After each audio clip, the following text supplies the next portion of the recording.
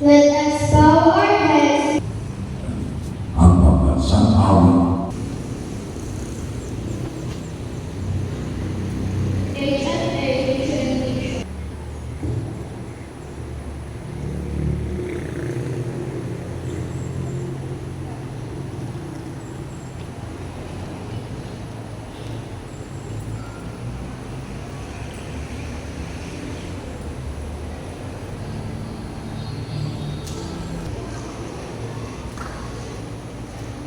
Maraming salamat po at maaari na po magsimpuhan.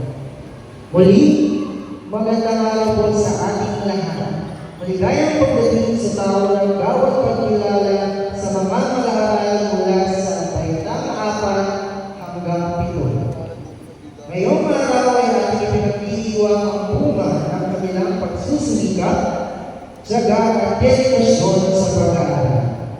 Kaya't ngayong araw ay sama-sama natin ipagdiwang ang kanilang tagumpay.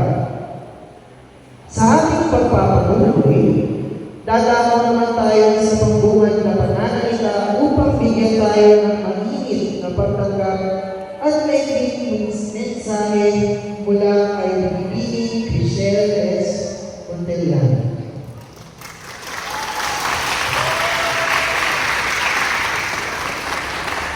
Magandang araw sa ginagalang na direktor ng paaralan, Reverendo Padre Ormoni Pascual, sa ating puno-guro, Ginagawa ng Sapon, sa aking mga kapwa-guro, sa mga magulang at nakapag-alaga, at higit sa lahat sa ating mga mag-aaral na bibigyang pakilala ngayong araw. Ngayon ay natitipon tayo para sa Recognition Day, hindi lang para magdiwang ang mga tagumpay, kundi para kilalanin ang sipag, tiyaga at dedikasyon ng ating mga mag-aaral. Ang okasyong ito ay bunga ng mahabang oras ng pagsisikap at pagpupursige nila sa kanilang pag-aaral. Dinadabayan tayo ng talata mula sa Kolosas, anuman ang inyong gawin ninyo ito ng buong puso, na para sa Panginoon at hindi para sa tao. Itinapaalala nito na ang halaga ng ating ginagawa ay hindi nasusukat sa papuri ng iba, kundi sa pagiging tapat natin sa ating ginagawa at sa layunin ialay ito sa Diyos. Sa tema kahusayan na may malasakit, mga nagtapos sa batang niches para sa sandakan ng bayan, ito sana'y magsilbing isang paalyaya, isang panawagan sa bawat isa sa inyo na yakapin ang isang alhigain higit pa sa pansariling tagumpay.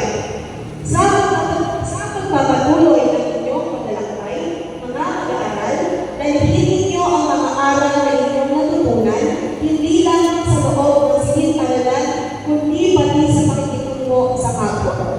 Maging mga batang may malasakit, handang tumulong at may pananalig sa Diyos.